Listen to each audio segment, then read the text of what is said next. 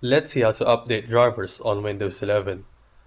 Normally, updated drivers already come with Windows updates, but if you want to install drivers manually, then go to your browser, then search for Snappy Driver Installer Origin. Make sure to click on Cleanse page only, ignore the others.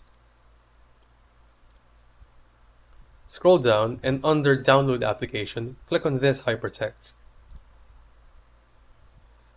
Open the zip file, then extract the files to wherever.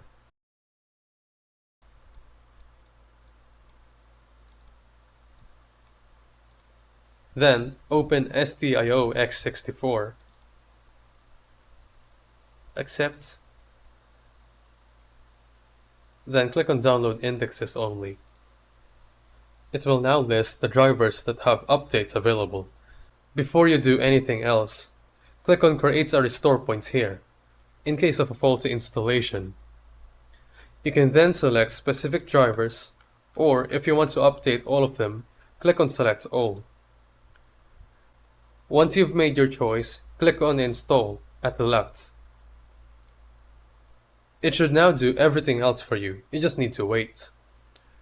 That's how to update drivers on Windows 11. See you soon.